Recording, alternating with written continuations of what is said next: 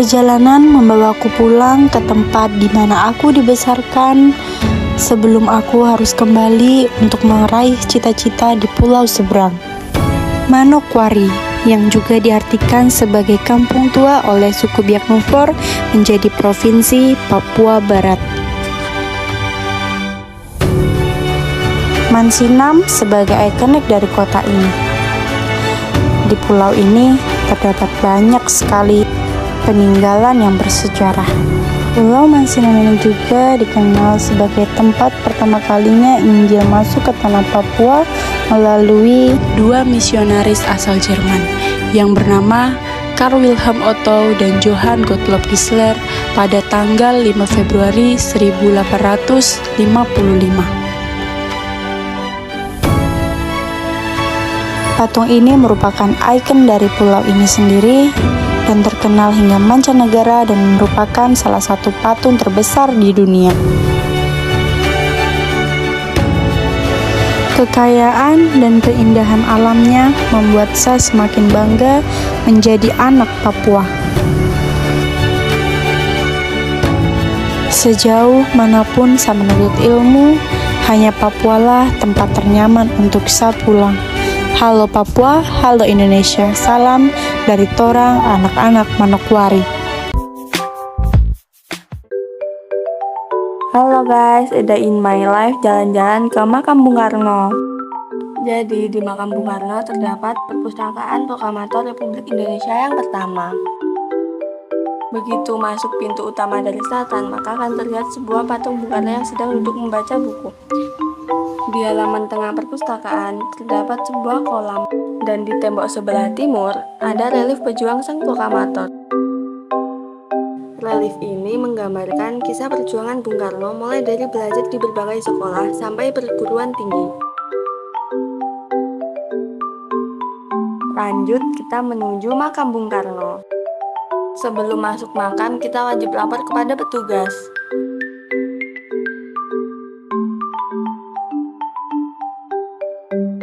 Di sebelah timur makam terdapat denah makam Bung Karno.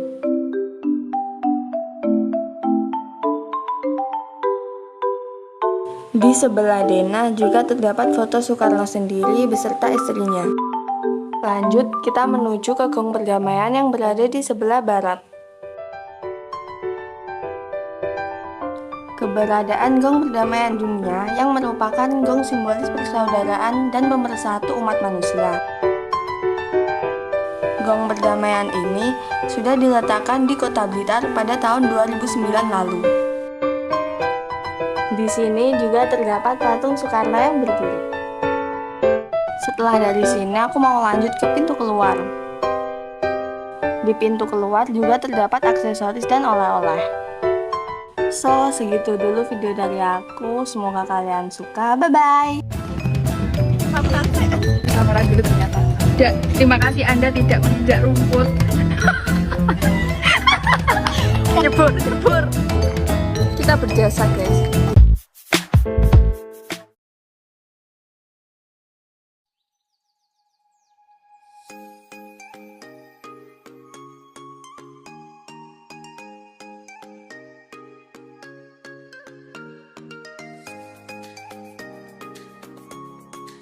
Assalamualaikum teman-teman, perkenalkan namaku Indonesia, kelas 19. Hari ini kita akan jalan-jalan menelusuri kota kelahiranku, Kabupaten Jember, yang terkenal dengan sebutan Kota Tembakau.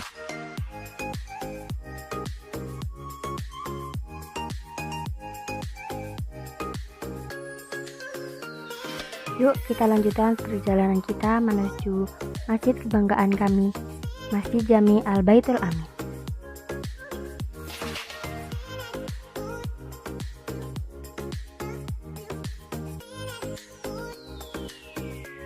Megah kan?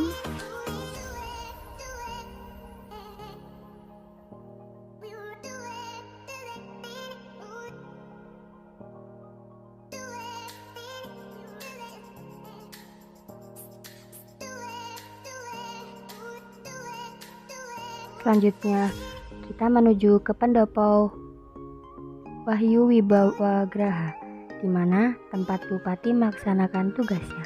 untuk memimpin kota Jember.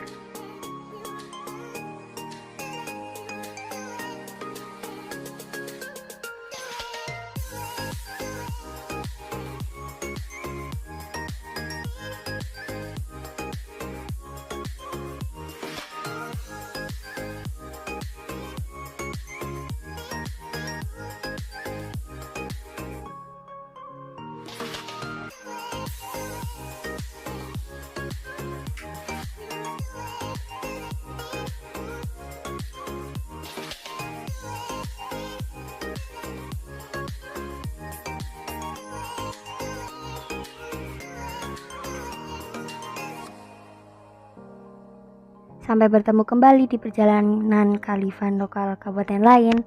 Assalamualaikum.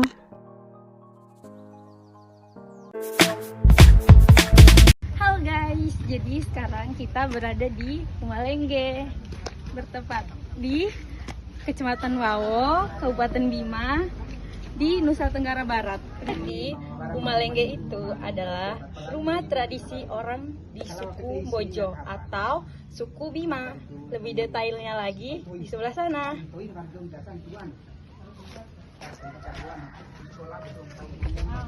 Kalian penasaran nggak apa aja yang ada di sini? Sama aku juga. Ayo, let's go. Umalengge merupakan bangunan tradisional suku Bojo yang berada di Kecamatan Wawo, Kabupaten Bima. Bangunan tersebut berbentuk kerucut. Pada zaman dahulu, Umalengge digunakan sebagai tempat tinggal oleh masyarakat Wawo dan sebagian digunakan juga sebagai lumbung. Umalengge berukuran 2 x 2 meter dan tinggi bisa mencapai 5 meter. Karena bentuknya yang kerucut, bangunan tersebut tidak bocor oleh air hujan walaupun atap dan dindingnya dari daun rumbia. Bangunan yang mirip Roma ini sudah ada sejak ratusan bahkan ribuan tahun silam.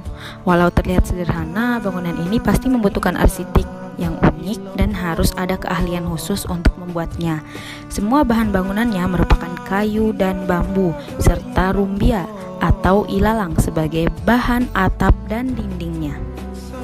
Selain Umalengge, tradisi di Bima juga mengenal jompa, bangunan lain di pekarangan warga yang umumnya tinggal di rumah panggung dan dikhususkan sebagai lumbung, bukan untuk tempat tinggal, menyimpan hasil panen, dan bahkan pangan. Oleh masyarakat tradisional suku Bojo, jompa atau lumbung tidak hanya untuk menyimpan padi ikat, namun juga untuk menyimpan padi gabah dan jenis palawija lainnya. Umalengge dan jompa dibedakan oleh bentuk dan atapnya. Umalengge berbentuk kerucut, berdinding dan beratap alang-alang, sedangkan jompa berbentuk seperti bangunan rumah tidak berdinding dan beratap seng atau genteng. Ukurannya hampir sama, 2,5 meter kali 2,5 meter atau 3 kali 3 meter. Memiliki Umalengge merupakan suatu keharusan bagi masyarakat Wawo. Kepemilikan rumah itu tidak menjadi simbolisasi seseorang kaya harta atau tidak. Kenyataannya setiap orang yang rajin bekerja bisa memiliki Umalengge dan lumbung yang selalu terisi di bagian atasnya. Umalengge mempunyai sirkulasi udara yang lancar dan suhu di dalamnya stabil sehingga tidak akan pernah terjadi pembusukan bila menyimpan bahan pangan dari jenis umbi-umbian atau jenis lain. Karena demikian, Umalengge merupakan tempat yang efektif untuk menabung hasil panen. Hasil panen baik berupa padi, gandum, jagung, dan lainnya selalu disimpan di jompa. Menaiki Umalengge diperlukan sebuah tangga dari kayu ataupun dari bambu. Jika sudah selesai menyimpan atau mengambil padi, maka tangganya akan dibawa kembali dan disimpan di tempat yang aman. Hal ini dilakukan agar terhindar dari aksi pencurian. Lumbung padi tradisional ini mempunyai lokasi khusus yang jauh dari rumah-rumah penduduk. Hal ini dilakukan untuk menjaga bila terjadi kebakaran. Walaupun jauh dari permukiman penduduk, tidak serta-merta ditinggal begitu saja, namun ada petugas khusus yang menjaganya. Secara adat setempat disebut sebagai Wadu Pamali. Untuk mengambil padi atau hasil panen di Umalengge hanya diperkenankan bagi ibu-ibu karena mereka yang biasa mengetahui akan kebutuhan keluarganya. Seiring hilangnya Umalenge sebagai rumah tempat tinggal, Jompa pun dibangun bersama-sama di sebuah lahan kosong oleh warga desa Maria. Ada sekitar 200 jompa yang masih berdiri dan menjadi lumbung padi warga Maria. Hampir setiap kepala keluarga memiliki lumbung padi dan untuk membedakannya, mereka mengenali dengan nomor. Di masa lalu, Umalenge dan Jompa dibangun bersanding. Jompa harus berada di belakang Umalenge karena kehidupan masa lampau masyarakat Bima tak terpisahkan dengan pertanian.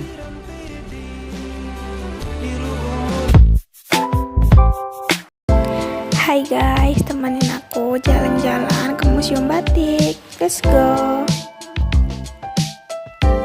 Di ruangan pertama ada berbagai macam-macam peninggalan batik. Yang pertama ada batik Las Alasan.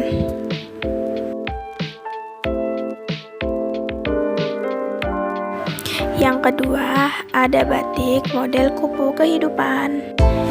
Yang ketiga ada batik model dongokoi dan masih banyak macam-macam yang lain. Di ruangan yang kedua ada macam-macam alat batik dan warna-warna buat ngebatik. Di sini ada jenis-jenis canting tulis. Ada banyak jenis-jenis pewarna batik. Di ruangan tersebut juga ada tentang pendalaman batik.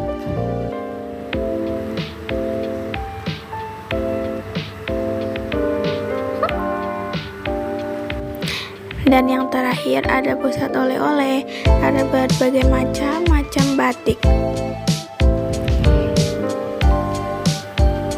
Dan ada banyak aksesoris juga loh guys.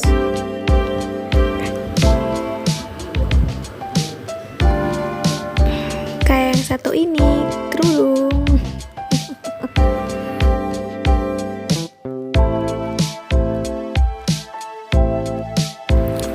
Di sini juga ada alat-alat yang kayak tadi juga guys.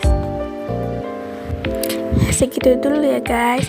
Terima kasih udah mau nemenin aku jalan-jalan ke Museum Batik. Sampai jumpa lagi.